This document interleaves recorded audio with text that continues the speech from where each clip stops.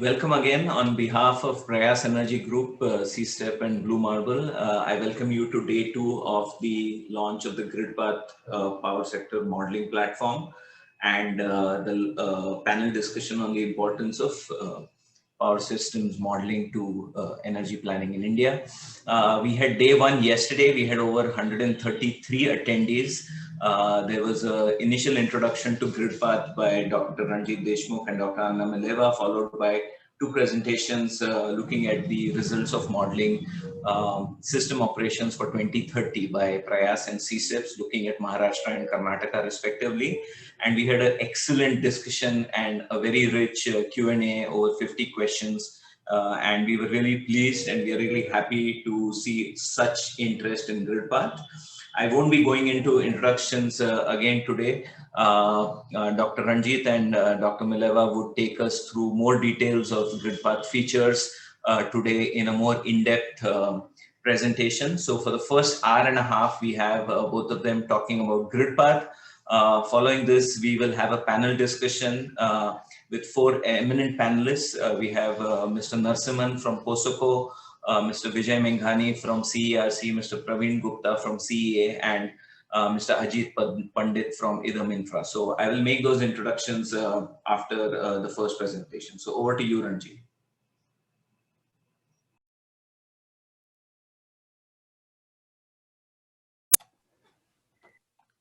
Great, thank you. Anna, do you want to share the presentation on your end?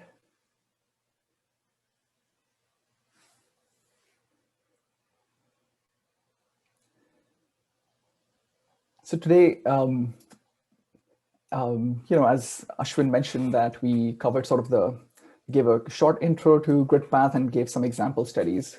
What we're going to do today is go into GridPath details of the different features within GridPath.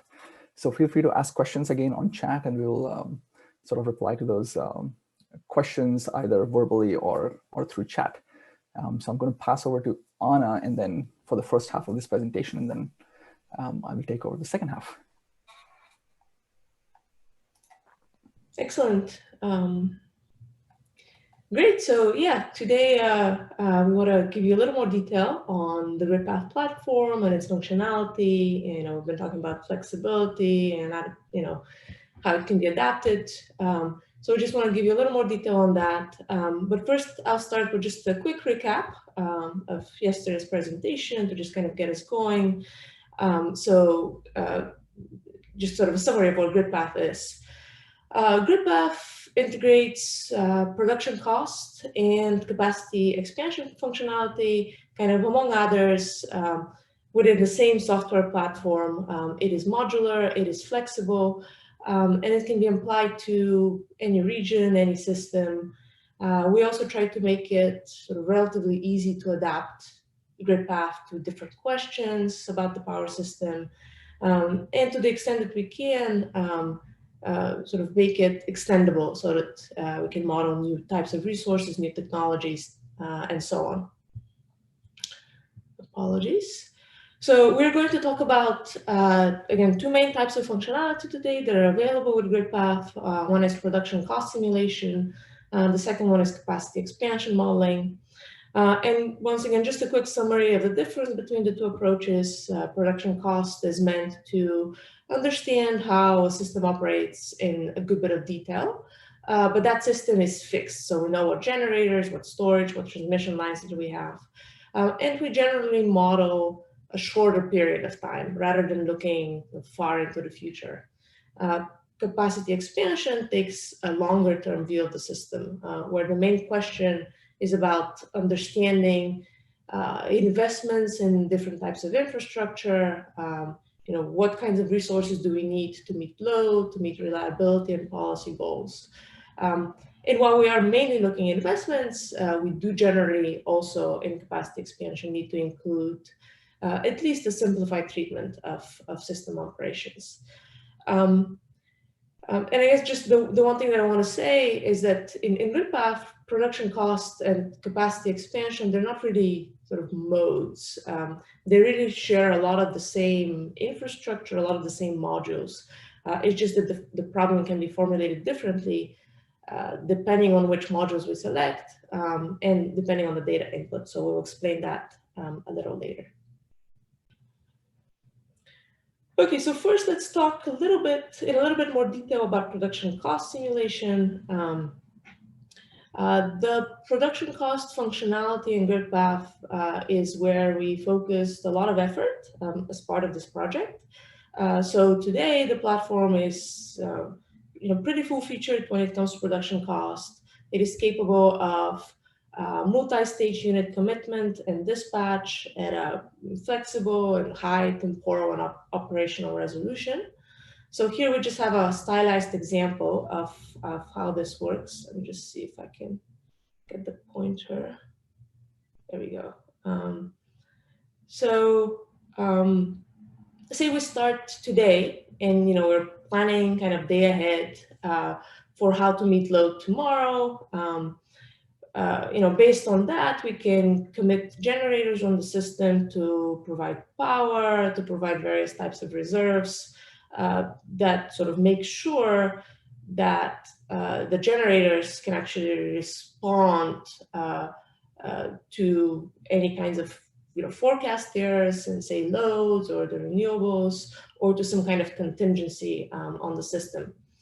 Such as a generator outage or a transmission line going down, things like that. And then as we get closer to real time, we could have maybe a residual unit commitment stage. We could do that maybe hour ahead, where we can make some adjustments to our commitment schedule based on an updated forecast.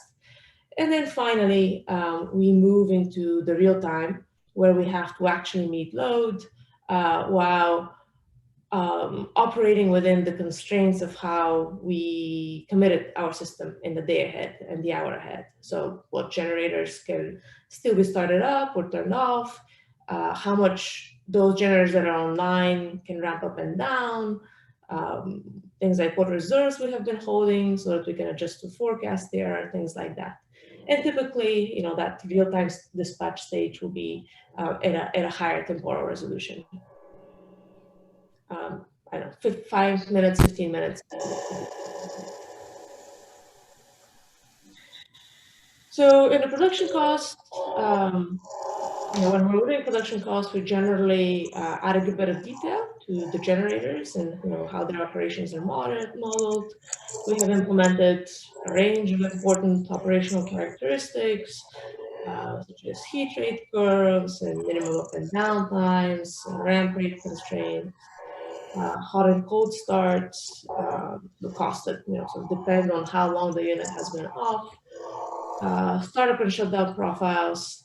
We also try to make it easy to simplify the generation, the formulation for each generator, and we'll talk about all of this more later.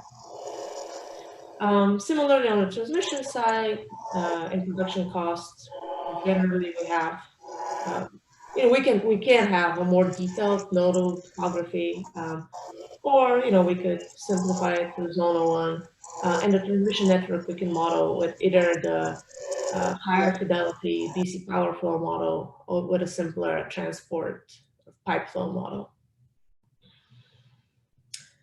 On the capacity expansion side, unlike production cost, where the optimization is generally over a fairly short period, capacity expansion, again, as I said, looks years or decades into the future. So the main question here is different from production cost.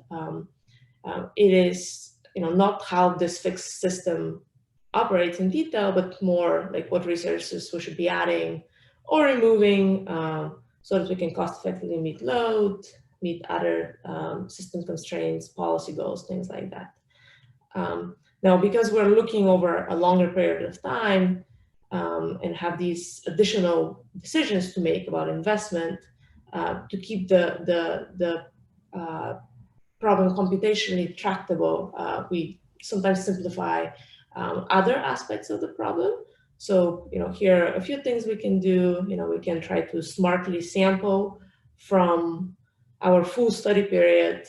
Say we can take, like in the stylized example, sort of sample days from the year, and then assign them weights so that we can capture the times that are not explicitly modeled and make these days representative of sort of the full year. We can model the operational characteristics and constraints of generators with less fidelity, or even take it a step further, like what we're showing here, which is to actually aggregate similar plants, so plants with similar operating characteristics, into fleets to reduce the number of decision variables. And finally, in capacity expansion, we're probably going to be using a simpler transmission model, a limited number of zones, transport, treatment of the transmission network, things like that. And having said all this, again, I want to sort of emphasize that one of the distinguishing characteristics of GridPath as a platform, as a capacity expansion model, as a platform more generally, is that it doesn't really make the decisions for sort of where to simplify for the user ahead of time. It is flexible enough to allow for the formulation of the capacity expansion problem and of the production cost problem, for that matter, to change substantially depending on sort of what question you're asking. So we're trying to leave it up to the user. We want to leave the user the option to decide sort of what and where to simplify, and where a detailed treatment may actually be needed to answer whatever question is at hand. Okay, so let's get a little bit into like how all of this is actually done. First, I will talk about the temporal setup of GridPath. So GridPath has a very flexible temporal span, temporal resolution. Just a little bit of terminology first. So a scenario in GridPath is basically a run with a particular set of assumptions. So you could have a low load scenario, a high load scenario, scenarios with, say, different renewable targets, scenarios with different prices, things like that. And each one of those scenarios can actually consist of one or multiple optimization problems. So to give you an example of what a scenario with multiple optimization problems would be, like a production cost scenario, we usually talk about an 8760, so we like model a full year, right? But we don't usually solve for the entire year at the same time. Rather, we may solve kind of a day at a time or a week at a time. So say it's a day at a time, each one of those days is optimized separately. And that's, we're kind of like representing that by, say, these like individual, separate, independent blue rectangles here. Now, because they are separate optimizations, if we were to optimize them separately and then stitch them together, we would end up with inconsistencies, with these seams between them. So in order to reduce these seams between these different days or subproblems, we have a few things that we can do. First, we have implemented Spinup and lookahead functionality in GridPath. So what that means is that, say this is sort of like our full year of dispatch, and we want to optimize each day. So again, we could do that for each day separately, independently of all the other days. But we'd end up with seams. So instead, what we could do is to make sure that each one of these days that we make decisions for takes into account, say, the conditions of the next day, by including that day in the optimization, in that subproblem. So that's what we call these like lookahead days. And that's one way to, with Spinup and lookahead days that are included in each individual problem is one way to reduce the seams.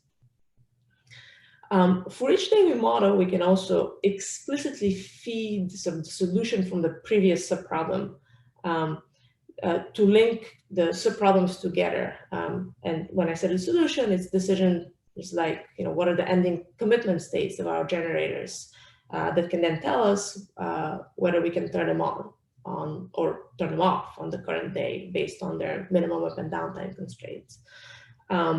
even if they're on, we can know how much can we ramp them in that first hour based on where they were in the previous day. We can carry over things like storage state of charge. That's the kind of stuff that these linked commitment decisions would allow us to do.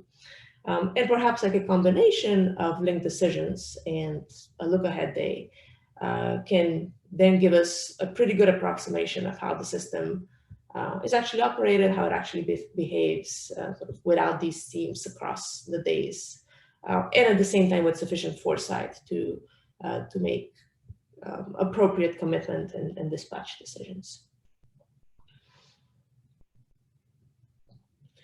Okay, so now let's talk about the temporal setup and resolution of each one of those subproblems. So the first thing in GridPath is the idea of a time point. So a time point in GridPath is just where operational decisions are made. So that will be, commitment decisions, decisions for how much power we're producing, how much reserves the generator is providing, and so on. But the duration of each one of those time points is flexible. It can be an hour, it can be a 5-minute segment, it can be a 15-minute or a 4-hour segment, and so on. And they don't all have to be the same. So the time point resolution can actually be coarser during times when maybe you don't need a lot of detail about what's happening on the system, and that can simplify the overall problem, can make it solve faster. An example of that might be,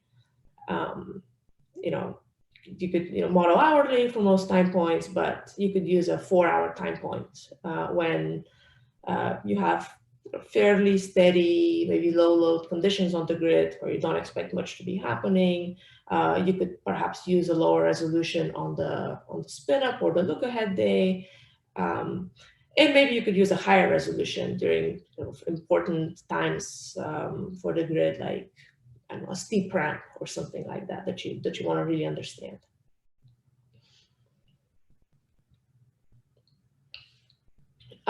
Then there's the concept of horizons. Horizons are they're basically foresight windows within a subproblem. So each subproblem can actually have multiple different types of horizons, and each time point will belong to one or more horizons. So as an example, say if we're modeling a year, like an 8760 in our problem, then we could have 4 different horizon types, like days and weeks, months, and then the year itself.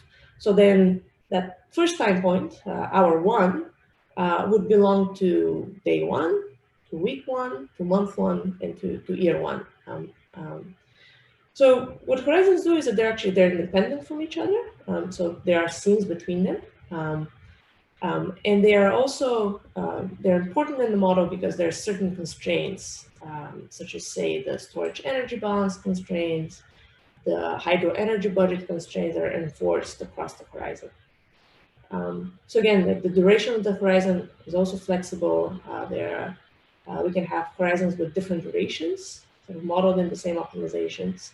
And then the different resources can then be associated with these different horizons. So what that means is that, for example, a shorter duration battery could have, say, a daily energy balance constraint, while a different type of storage, like a pumped storage facility, could actually have a weekly energy balance constraint.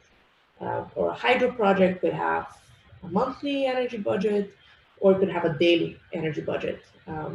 And again, they can sort of mix and match those within the same problem.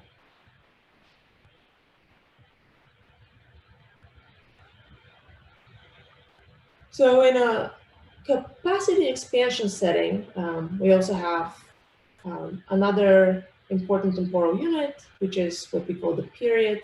And the period is when decisions to either build or retire infrastructure are made by the optimization. Usually, we'll model multiple investment periods. So once we build a generator, once infrastructure is built, it is available in subsequent periods for a pre-specified lifetime for that particular generator, say. Periods can also represent more than 1 year in order to limit problem size. So if we're modeling present day to 2050, we can have 2020 represent 2020 to 2030, 2030 represent the decade through 2040, and so on. And the user specifies how many years each period represents, as well as a discount rate that is to be used for each one of the periods. Maybe we'll discount the future here. And then GridPath, of course, simulates the operations in each investment periods, and then sums up operational costs and investment costs using these period weights and discount rates, with the goal, of course, being to minimize the total cost across all the investment periods for a capacity expansion problem.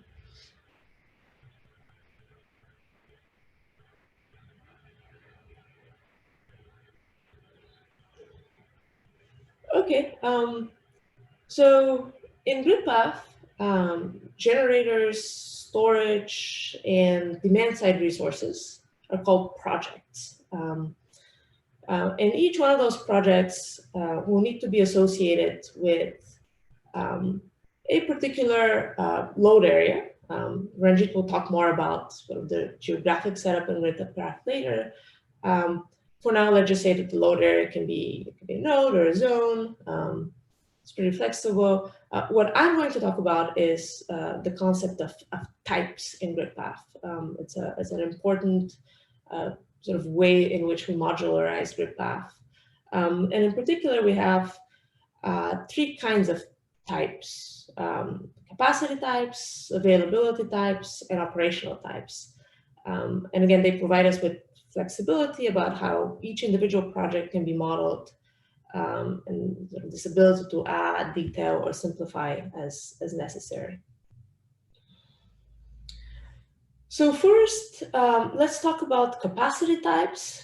The project's capacity type determines basically the nameplate capacity of the project that exists, that the optimization can see is existing, and then the capacity associated costs of, again, of generation, of transmission, of storage, and demand side projects.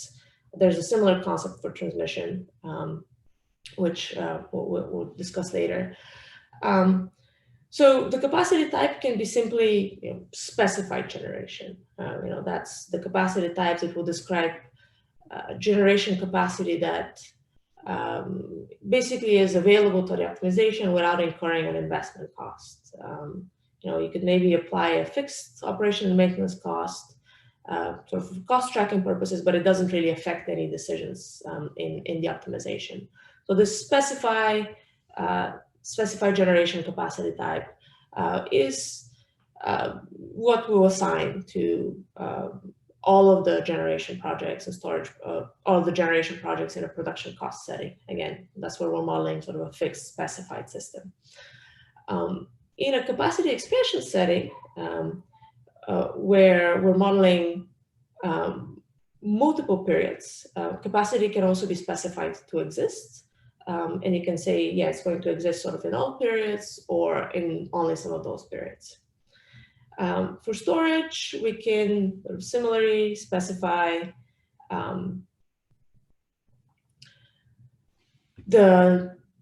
I guess it's 2 things: the nameplate power rating of the project, but we also need for storage to specify the energy capacity. So how much energy we can keep in storage and the duration of that project. And then unlike the specified generation and storage types, these other types that we have listed here all have decision variables associated with them. So first we have, we can specify generation, and then we can allow it to retire with retirement decision variables. We can also allow the optimization to build new generations, again with binary or linear decisions. So to make that a little more concrete, let's talk about the retirement capacity types first. We have capacity types that describe specified generators whose fixed operations and maintenance costs can be avoided by retiring them. And we can do that either with linear retirement decisions. So, some of the capacity can retire, some can remain, or with binary retirement decisions, which basically means that once it's retired, the capacity, all of it must be retired. And then anytime any capacity is retired, it does so for good, like it can't come back.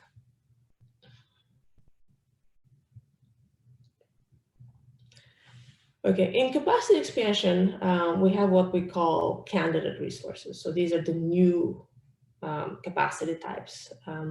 They are capacity types that describe new generation capacity that, again, the optimization is allowed to build at a cost.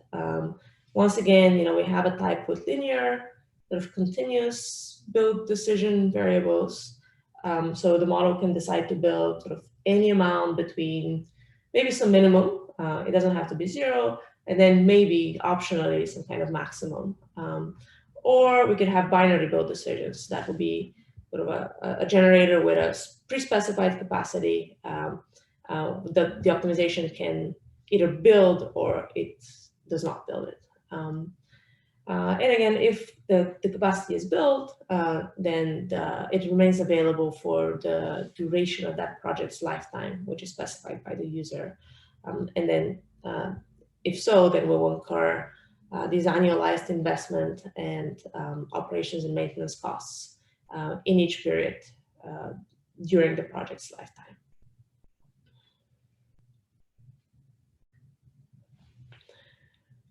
So I wanted to touch upon the treatment of storage capacity in GridPath. That's the new build storage capacity types. Storage that can be built by the optimization in GridPath, it actually requires two variables because the optimization determines both the power capacity of the new storage project and its energy capacity. In other words, the sizing of the storage, so the determination of its duration is endogenous. So we do therefore need to specify investment costs separately for the power and the energy components of each storage project. In this example on the slide, the model maybe decides to build 1 megawatt of power capacity and 1 megawatt hour of energy capacity in 2030. That's 1 hour of duration. Then in 2040, it invests in an additional 1 megawatt hour of energy capacity. So that becomes a 1 megawatt hour project with 2 hours of duration. And then finally in 2050, it basically sort of doubles that configuration and it builds another 1 megawatt hour another megawatt of power capacity with 2 megawatt hours of energy capacity for a total of 2 megawatt hour project with 2 hours of duration. Like with generation, we can impose minimum and maximum constraints on both the power capacity and the energy capacity that can be built.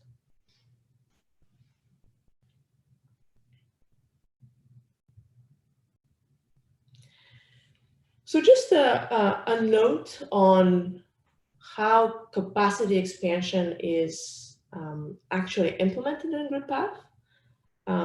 There is no toggle for capacity expansion. Like we don't have, as I said, a separate mode for production cost versus capacity expansion.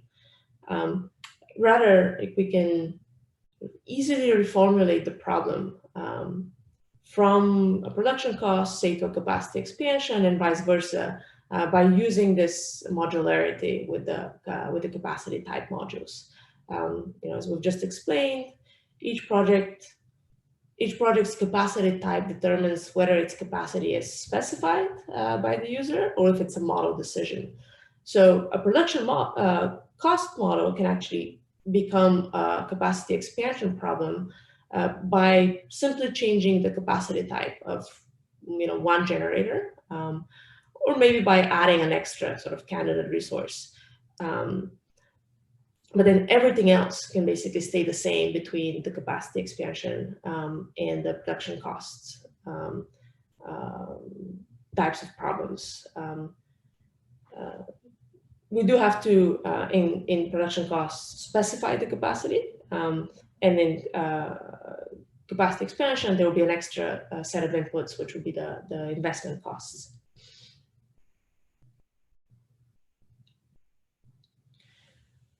Okay, so let's talk about availability types. So each project in GridPath must be assigned an availability type, which is what determines how much of a project's capacity is available to actually operate and use in each time point. So, for example, some or all of the project's capacity, may be unavailable due to maintenance or some kind of planned or unplanned outage. And in GridPath, we can specify that exogenously, or we can tell it to actually optimize these unavailability schedules. This is a useful feature if we want to try to maybe optimize maintenance, plant outage schedules based on load conditions, hydro conditions, like you name it. So projects can be constrained to be unavailable for at least some number of hours in each period, and we can also constrain the duration of these outage events and the duration between events.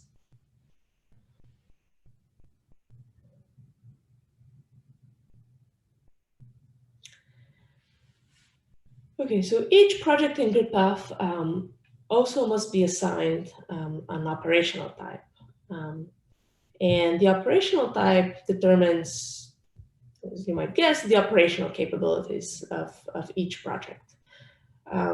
So in the following slides, I will describe in a little more detail the most detailed operational type that we have, which is the binary commitment module, as well as the capacity commit or fleet commit type, which we can use in capacity expansion. But let's just quickly go over some of these other types. We have a must run and always on types. They are similar in that these are generators that cannot actually be turned off. So they're providing power at all times. The must run type doesn't have any commitment or dispatch decision variables associated with it. It basically produces power equal to its available capacity at all times. The always on type does not have commitment variables. So it's always running, but it can vary output between some pre-specified minimum loading level and its total capacity. We have types that describe the operations of hydro generation projects. Generally, the hydro projects, they can vary output between kind of a minimum and a maximum level that are specified for each horizon. And then they must provide a pre-specified amount of energy on each horizon. Some of that may be curtailed or not, depending on whether we're using the Gen Hydro module or the Gen Hydro must take module. And hydro projects can have ramp limits that can be optionally enforced.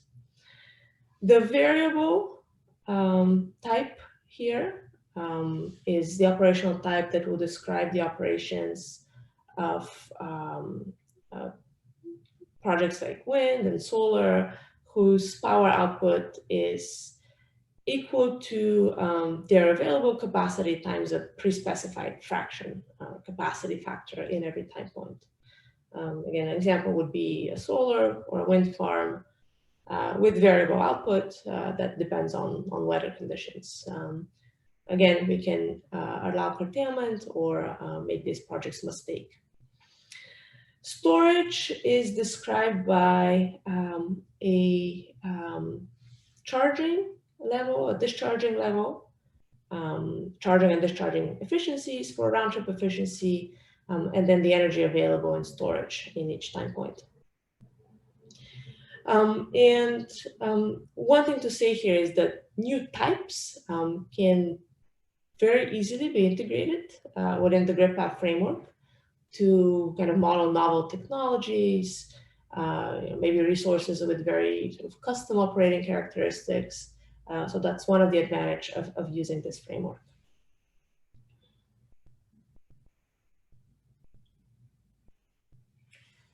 Okay, so the most detailed operational type that we have to describe the operations of thermal generators is the binary commit module.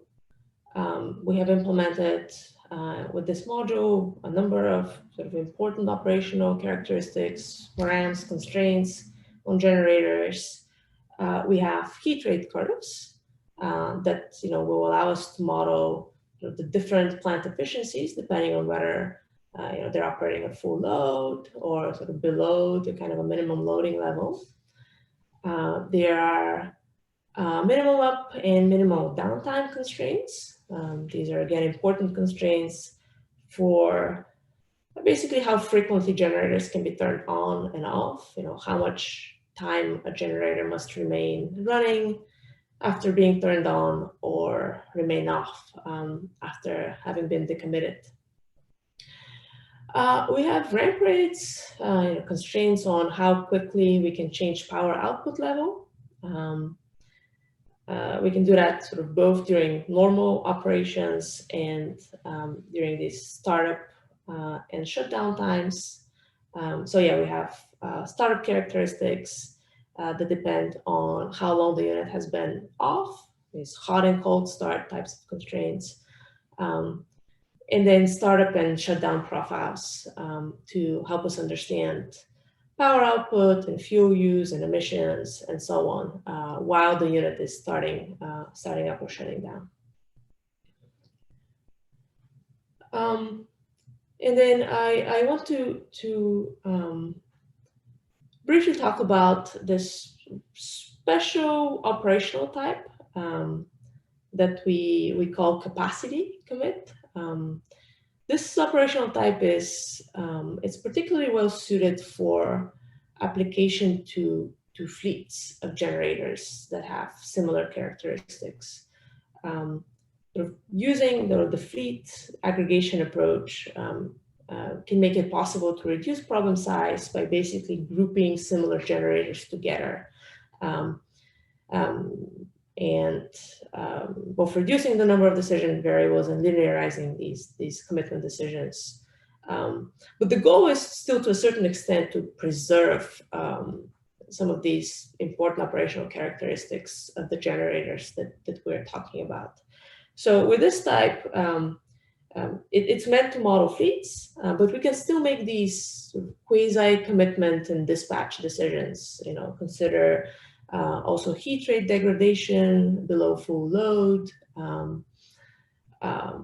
have ramp rate and minimum up and downtime constraints, track starts and stops with the associated costs and emissions, things like that.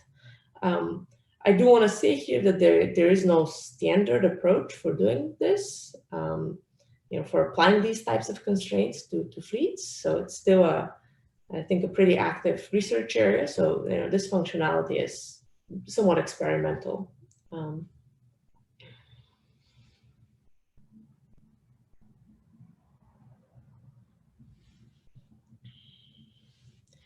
Okay, and finally, I think before I turn it over to Ranjit, this is just a note on the provision of operating reserves. So in GridPath, all types of generators, so all operational types, with the exception of the must-run, which can't really vary output, can be optionally allowed to provide operating reserves, which is limited by sort of their headroom or footroom, so how much they can ramp up, how much they can ramp down, depending on their minimum loading level and sort of total capacity, committed capacity. And also based on ramp rates, so like how quickly can a generator actually respond if called upon to provide these reserves. Just again, a note on what reserves we have. There are different types of operating reserves in GridPath: regulation up and down, spinning reserves, frequency response, as well as flexibility, sort of load following reserves that are implemented. And then one thing that is also not really a standard feature of a lot of models is the ability of variable generators to also provide reserves, where we can kind of think about them in a similar way, I think, to any kind of thermal generator. This is sort of an example of a solar plant, which produces some energy during the day. And we can definitely think about sort of, dispatching that plant. So it has a certain amount of energy available, but we could always potentially curtail it some so that we have some headroom to provide upward reserves. And then, of course, we do have some footroom available for downward reserves. That does mean that we'll be potentially incurring some extra curtailment if, say, we're holding the plant back so that we have room for upward reserves. So in GridPath, we can account for that curtailment and make sure that that's not delivered, and say that's energy that's not delivered, and it doesn't count, say, toward the renewables portfolio standard. And even if we're providing downward reserves, that does mean that occasionally that plant will get called upon to lower its power output, meaning that there will be curtailment incurred. So GridPath also does keep track of that. So yeah, that's it on reserves. And I think with that, I'm going to turn it over to Ranjit.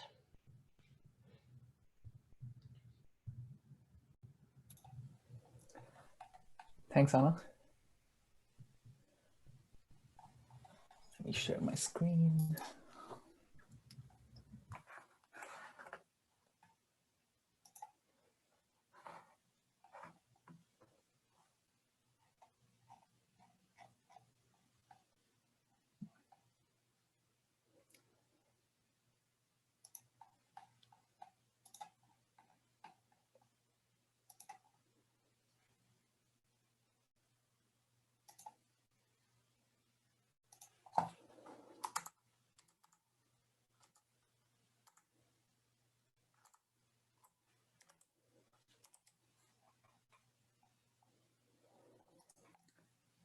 Sorry, 1 second.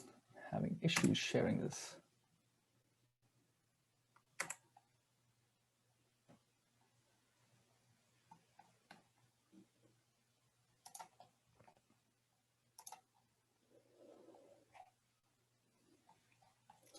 Sorry, folks, give me just 1 second.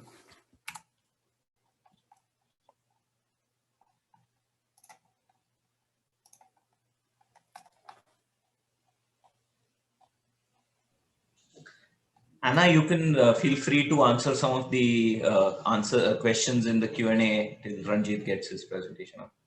Okay.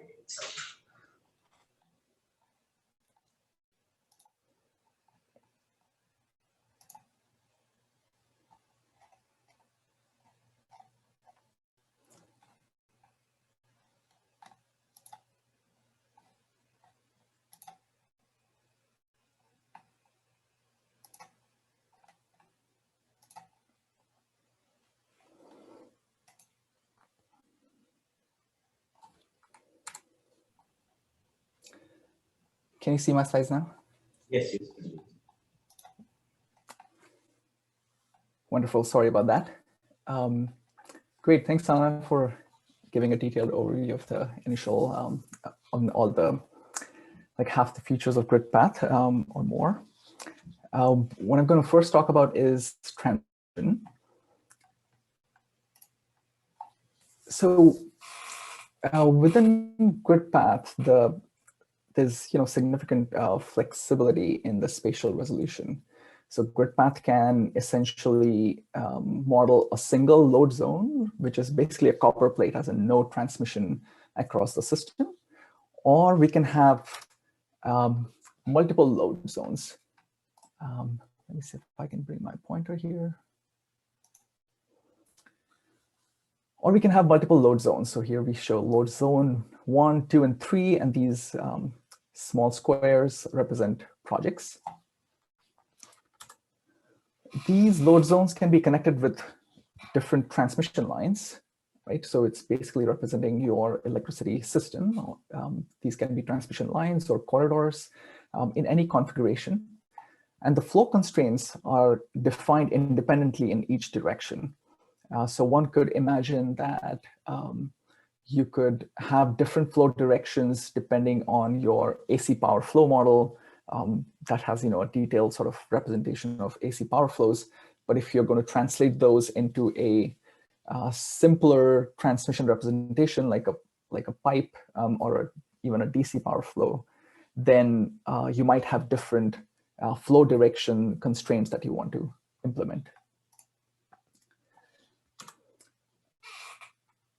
These transmission lines, they do not affect the definition of reserve balancing areas or policy zones. So we have flexibility within this structure. These other zones are defined independently from the load zones. So when you think about load zones, as Anna mentioned, think about it as, let's say, Maharashtra could be a load zone, or a 400 kV substation could be defined as a load zone as well. So it's basically a node. It's a point. You can have the entire system just connected to that one point, one node, or it can have, you can have like multiple nodes or load zones that are then interconnected.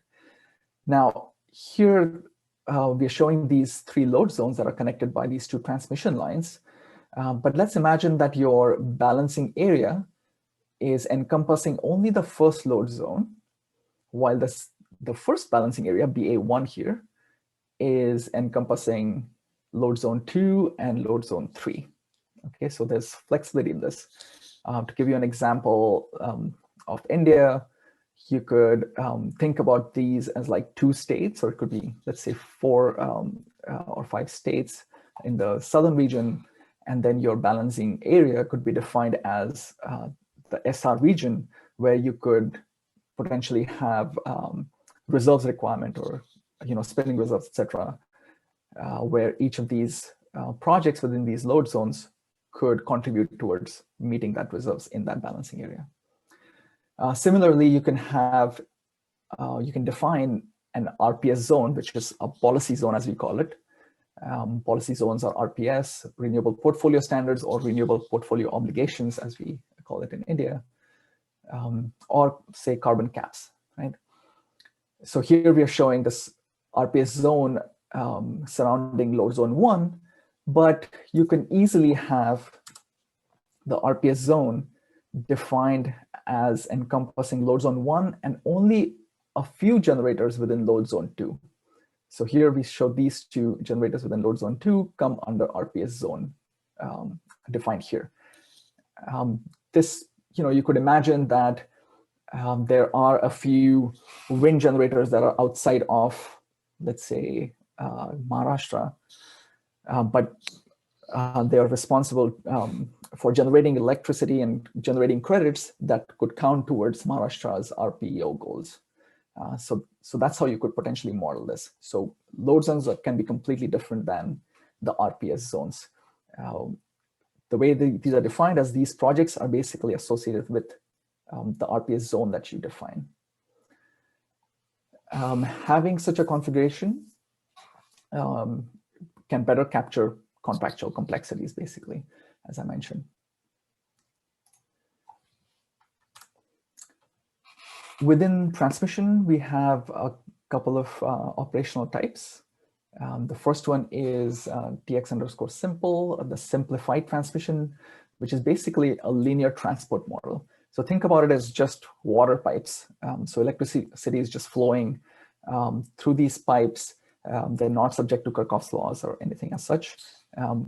But such a model can be useful when you're modeling transmission corridors. So let's say I have a national India level model, and I have transmission transfer capacities between different states. Instead of modeling each and every transmission line, which makes the model really computationally intensive, you can simplify this model by just having these large pipes going between states. But you can impose additional constraints that I'll talk about. But the second operational type is the DC OPF, where the transmission flows are simulated using a DC optimal power flow model. Now, although operational types can be mixed, we don't recommend it. This is getting too much into detail, but we don't recommend mixing these transmission lines because we don't know exactly how the simple transmission lines will interact with the DC OPF. Because in the DC OPF model, like, we just don't include the reactances from the simple transmission types. So we recommend using one or the other. Now, for the simple transmission operational type, you can define transmission losses as a fraction of the line flow. Okay, so a transmission loss factor, it's just a linear factor that is applied to the flows on the transmission lines.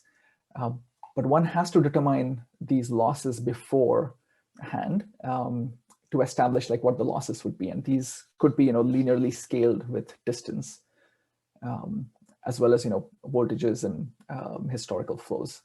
So you can imagine there's one load zone 1 here, load zone 2, there's a transmission line in one direction. This is because we define the transmission flow from load zone 1 to load zone 2, which is going from left to right. And we define losses at 10%. It just means that when you dispatch power of 100 megawatts from load zone 1, only 90 megawatts makes it to load zone 2. But because in GridPath, we specify each transmission line as from load zone and then to load zone, the reverse direction is represented by negative numbers. So in this particular case, when 100 megawatts are dispatched from load zone 2, only negative sort of 90 reaches load zone 1.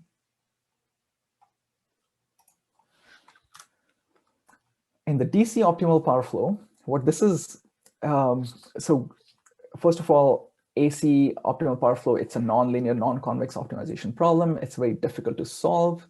But DC OPF, which is not actually direct current, but it's a linearized approximation of an AC OPF model, where line resistances are assumed to be very small compared to line reactances, and reactive flows are ignored. And then voltage magnitudes are also fixed and voltage angles are assumed to be close to 0. Then you can sort of linearize this particular problem. In all, I guess, model, not just GridPath, transmission reactance for each line is defined in ohms. And we use a particular model formulation from Horsch et al. And it's a Kirchhoff's approach that, but this one does not include losses. But it does follow the Kirchhoff's laws. And we recommend using this particular operational type, especially when you're modeling high voltage transmission lines rather than transmission corridors. So you want to capture how power is flowing across these transmission lines given subject to Kirchhoff's laws. Then we have 3 different capacity types. And as Anna mentioned, we had the generator capacity types, which वो actually वो basically उस पे mainly ज़्यादा use होगा जब आप लोग functional का बताएंगे ना तब होगा. Mr. Gupta, would you please turn off your mic? Regression पे तो हमें Sorry about that. No worries. So we have 3 different transmission capacity types. The first one is a specified transmission. This is similar to the specified generation type, where you can either categorize a transmission line which is existing. All existing lines are basically specified transmission types. But if you want to make sure that a transmission line is going to come online in a future year, let's say 2022, you can also specify it as a specified transmission line. So essentially, you're not letting GridPath endogenously decide whether to build it or not. You're just telling GridPath that we are going to see this transmission line in a particular investment period or this present year. For GridPath to choose whether to build a line or not, you can have two different transmission types. One is the linear new build transmission, and one is a binary new build transmission. So in linear, you can provide, a capacity, like X amount of capacity that can be built along a transmission corridor, and GridPath builds it linearly without, if it's a 400 megawatt line, GridPath could potentially build 135 megawatts out of it. This linearized one is obviously easier to solve in terms of modeling time or simulation time, but may not be realistic because you might not be able to build just half a transmission line. So in case your model can be computationally attractive, then you can specify a binary new build transmission where it's GridPath can build one transmission line at a time. So a 400 megawatt line will only come in 400 megawatt chunks. So in this case, we're showing 3 different load zones where there's an existing line, which is the specified transmission. And then here, like these two, GridPath is basically choosing to build transmission. We also have transmission hurdle rates built into GridPath. For those of you who may not be familiar with hurdle rates, they're basically applied to represent additional costs due to transactional barriers. These costs are not included in the final system costs. So imagine that, let's say, if our electricity power market is not well integrated, and in a really well integrated market, all the southern states in southern India probably could, easily exchange, buy and sell electricity on the market. So it looks like one big merit order dispatch, right? But obviously we know there are frictions for, let's say, Tamil Nadu to share its electricity generation with Kerala. Okay, so how do you capture those frictions? So there's a way to do this is to specify hurdle rates on the transmission corridors between Tamil Nadu and Karnataka. Now, of course, it's very difficult to estimate these exact hurdle rates, and we had done this exercise in our Greening the Grid project, where we looked at historical flows between states and then came up with these hurdle rates and tweaked them to get sort of historical flows to match the modeled flows. And those were the hurdle rates that we ended up using.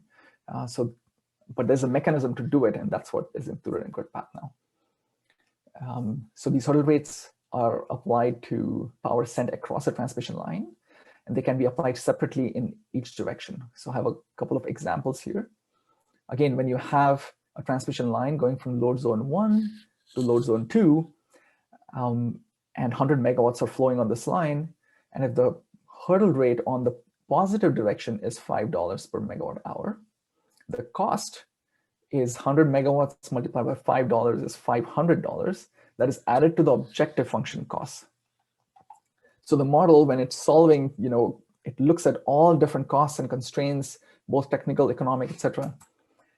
And it will add these hurdle costs also to that objective function when it solves it. But when it reports the costs, it won't include these hurdle costs, but it's making decisions whether to send or how much energy to send across this transmission line based on these additional costs.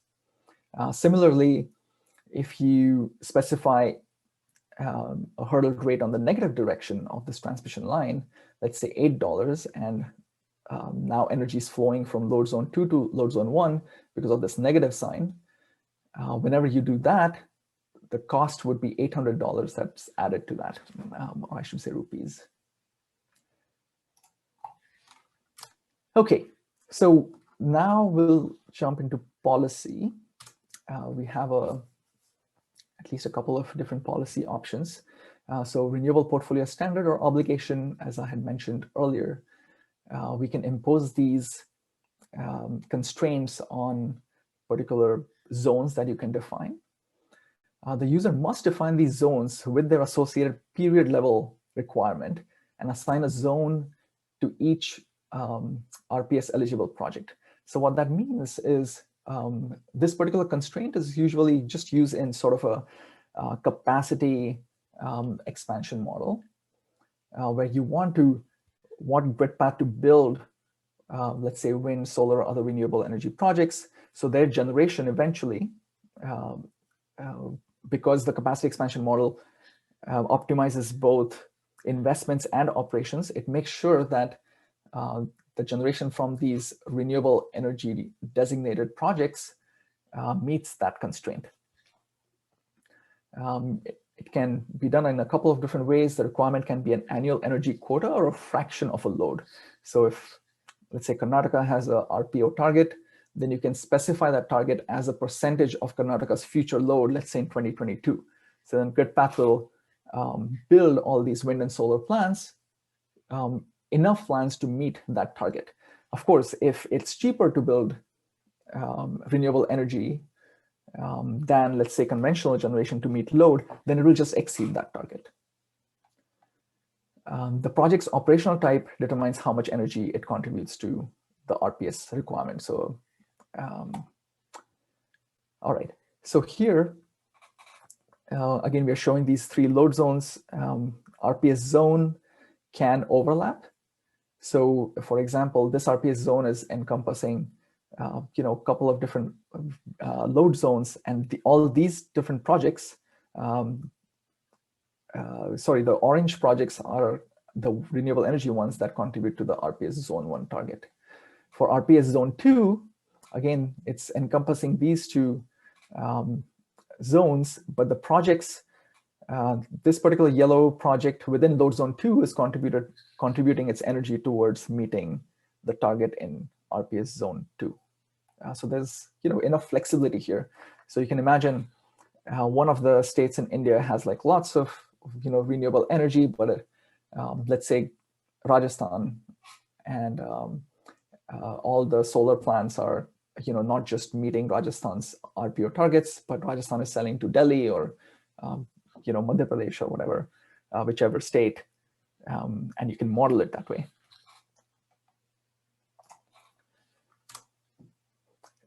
Carbon cap.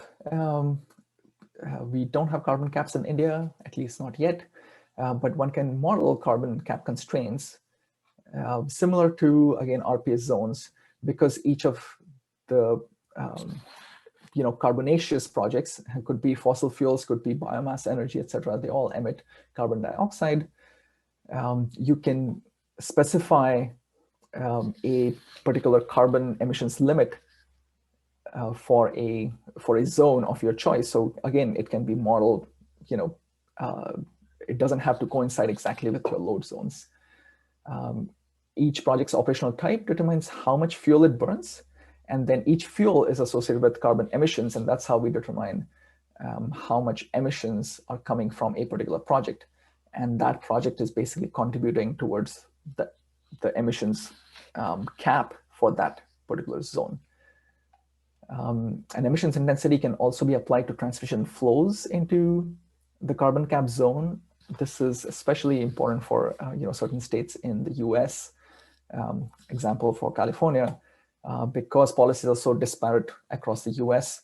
California has a carbon target, but not its neighboring states. But California is connected to neighboring states, so we have to somehow account for the emissions that are associated with the imports as well as exports on these transmission lines. And that's why this feature is built in. For India, probably unlikely to have a carbon cap for just one state. If at all we have one, we'll probably have it for the country. But this capability is there if you wish to try it out. Okay, I think this last section is on reliability. So GridPath, we talked about the planning reserve margin a little bit yesterday.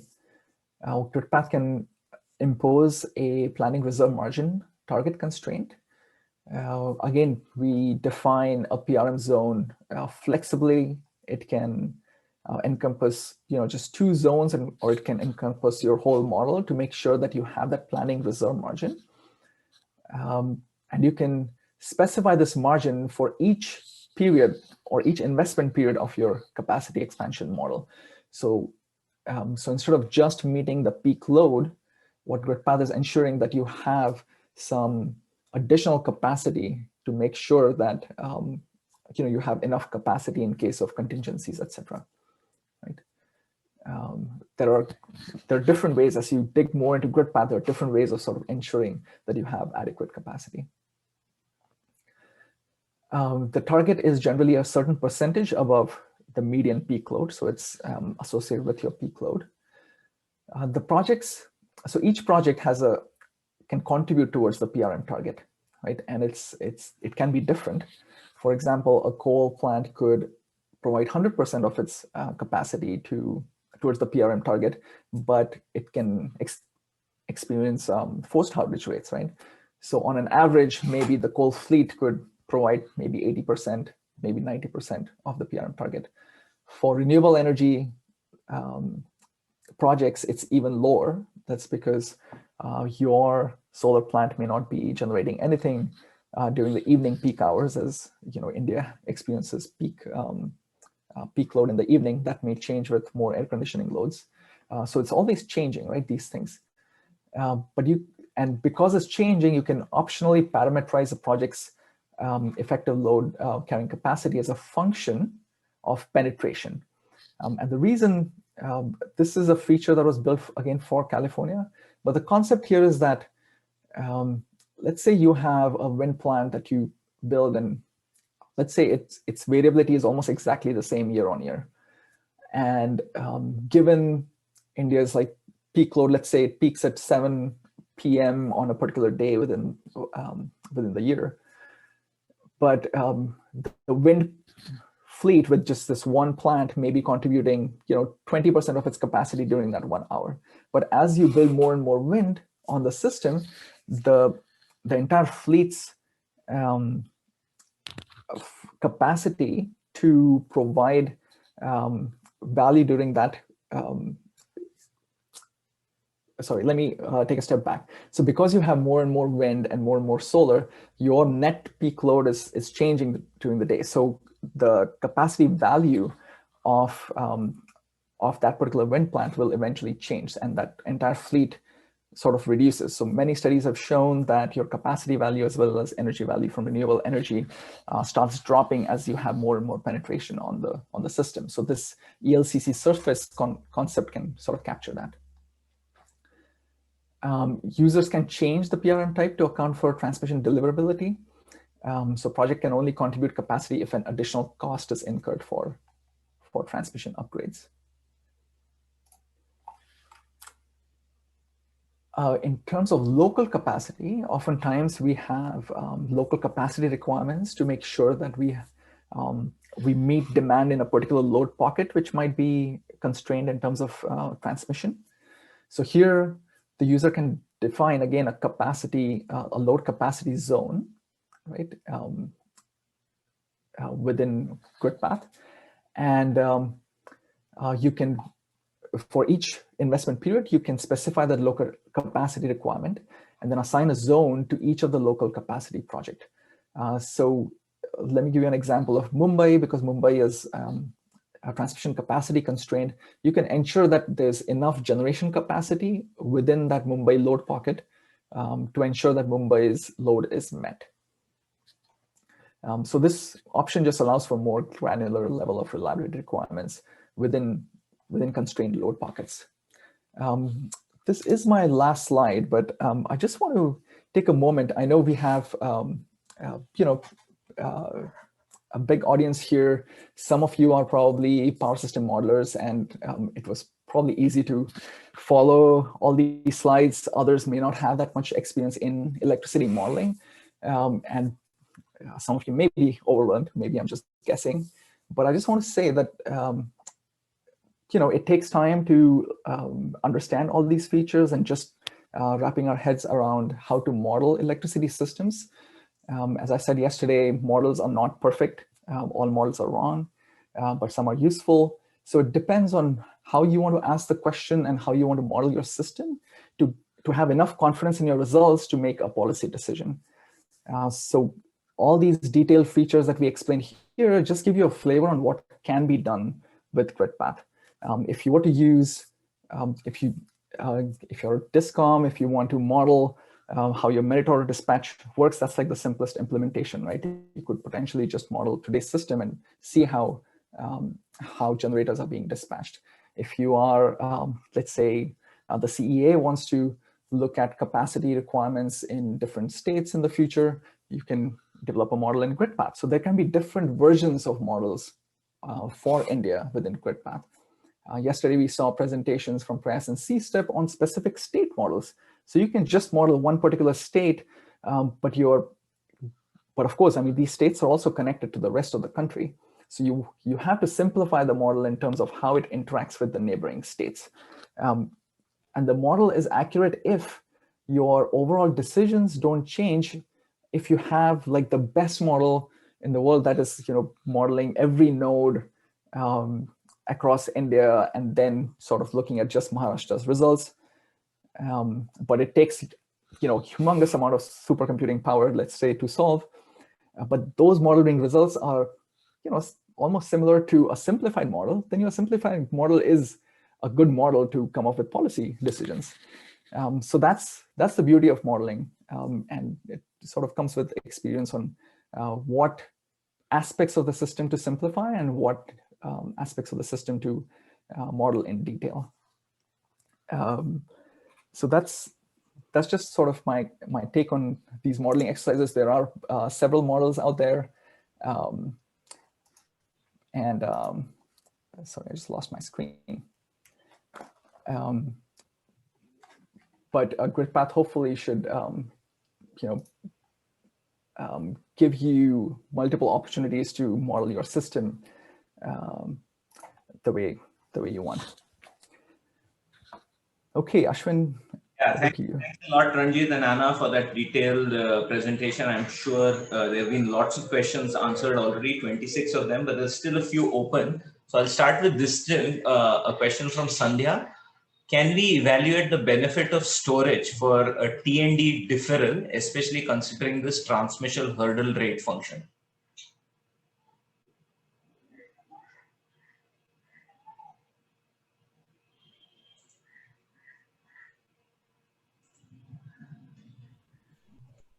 Anna or Ranjit, could you? So I want to make sure that I understand the question.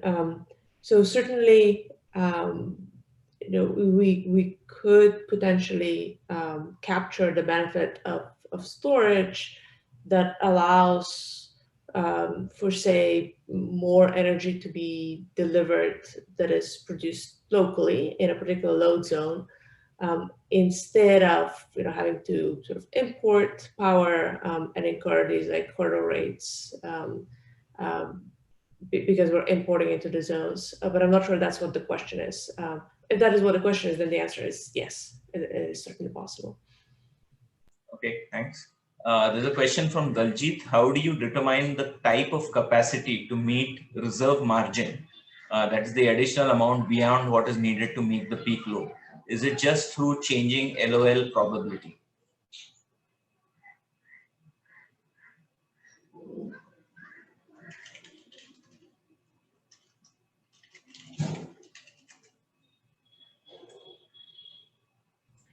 So in GridPath, there's a planning reserve margin constraint. You can set it to really it's a megawatt number, right? And really that constraint should be set through modeling that is done with a loss of load probability model that looks at many, many different conditions and sort of determines, okay, how much capacity do we actually need in order to meet our reliability standard, our sort of loss of load, 1 in 10 or whatever our standard is. So that will be an input to GridPath then. And then generators can have sort of simple contributions to that planning reserve margin, either just some sort of like fraction of their capacity or via kind of a more complex, what we call an ELCC service, which is really sort of a set of inputs that can tell us what will be the capacity contribution of, say, wind and solar at different penetration levels. But once again, that requires modeling that is being done, sort of loss of load probability modeling to create these inputs to, say, a capacity expansion problem. And I will say that, you know, we do want to be able to use GridPath as a loss of load probability model. It's sort of under active development right now. So you could potentially like create some of these inputs with GridPath itself. Okay. There's one on resilience. How can resilience be modeled in GridPath, if at all?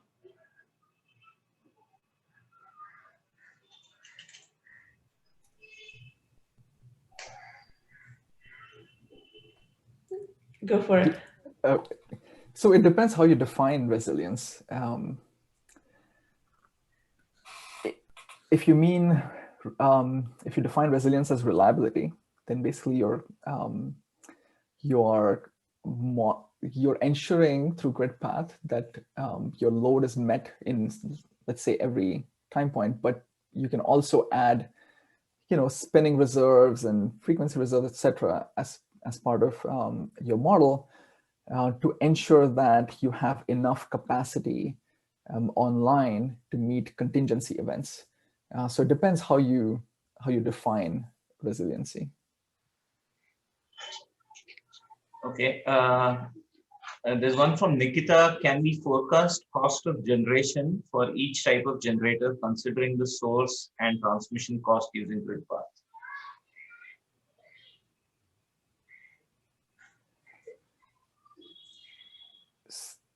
So you cannot forecast the cost of generation, and I'm assuming that you're referring to the capital cost that is required for investing into a generator or its potential operating costs. So those are exogenous. They form an input to GridPath. Okay. There's one and from... then. Sorry, go on, sorry. Oh, sorry, I was just going to answer Mr. Suni's question on the mesh system. Yeah, please go. So, of course, it's so the way I would answer this is that the way we are modeling, let's say, the renewable portfolio obligation zones and overlaying those on sort of the electricity system model, the flows are not affected. The flows across the system are not affected by those. I mean, they're affected only to the extent where the targets of these. Let me take a step back. So once you define the RPS zones, what the model is doing is making sure that adequate renewable energy capacity is being built within that RPS zone, or whichever project is associated with that RPS zone, to meet the RPO target.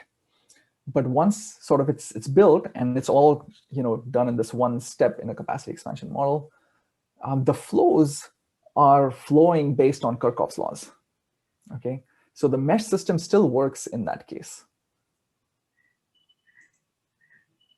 Okay, thank you. We have one more question from Mr. Gupta. How does GridPath take into consideration unit commitment constraints like startup cost, minimum online time, etc., while making investment decisions?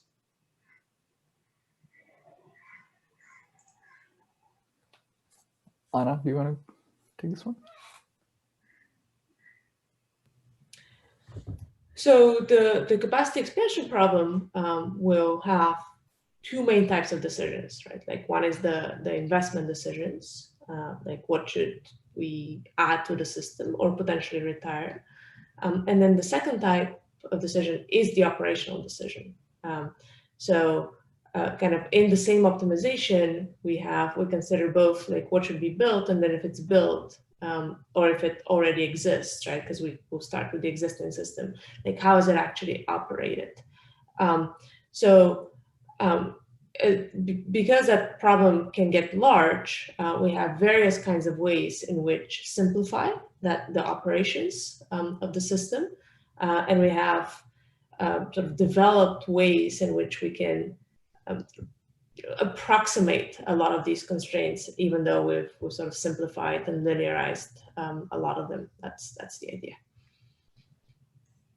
Okay, there's one last question we can take. How can we use this platform to utilize flexibility available at the distribution level for local congestion management or providing tertiary reserves?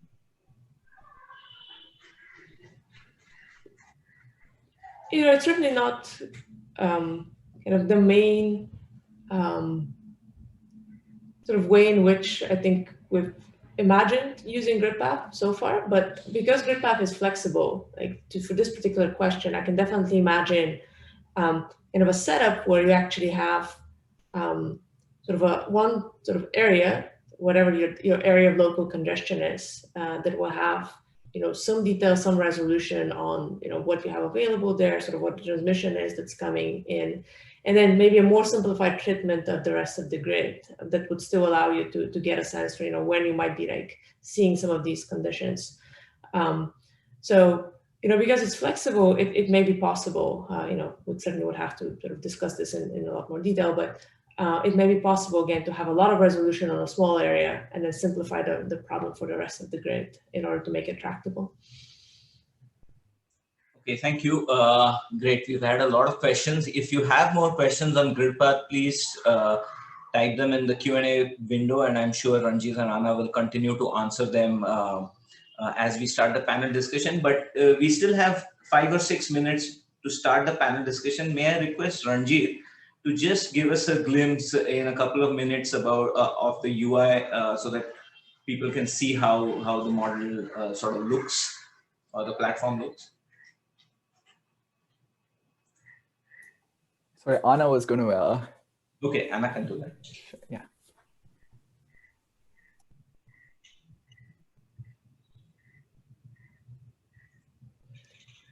Okay, so this will be just a glimpse.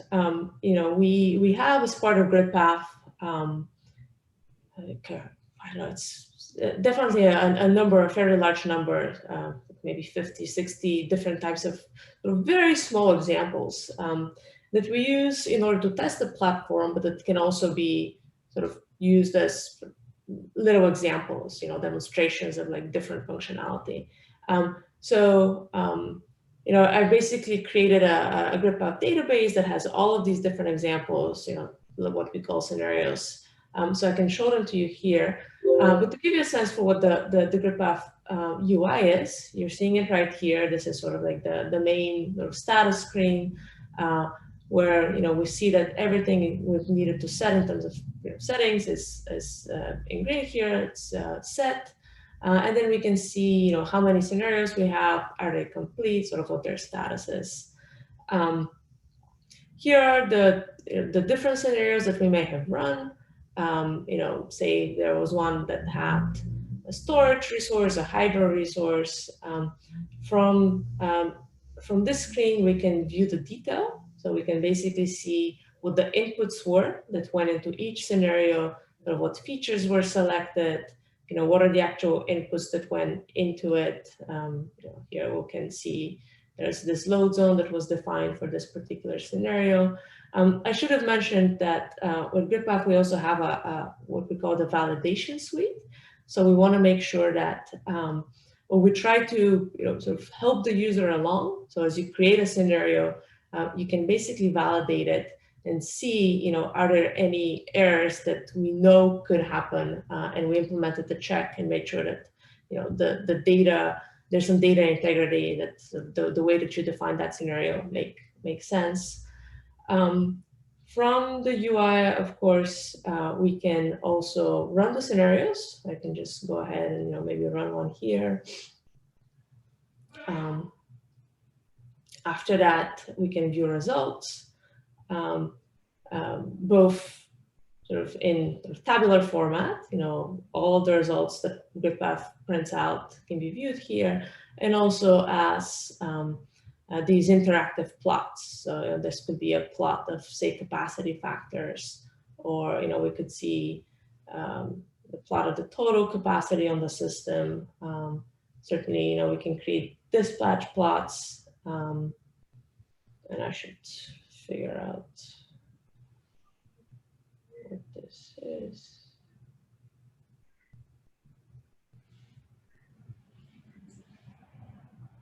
I hope this works. Yeah, here's a dispatch plot for like a couple of time points. All of these plots are interactive, so you can point, you can kind of remove different elements of them, zoom in and out, as well as save them. And with all of these results, you can also download all the data that's behind them. We can, of course, also compare the scenarios, both say the kind of inputs that go into the scenarios, where these are all the inputs that went into the scenarios, and we can highlight like what is different among them, and also the different results, where you can go ahead and actually compare. We can compare the total capacity graphs and sort of see like what's different. Yeah, that's just a very, very quick sort of overview of the UI of what's there. Again, we wanted to make it accessible, useful, just make it a little easier to interact with. So the UI is there for everyone. Okay, thanks, Anna, Ranjit as well, and do answer some of the questions if they come up in Q&A.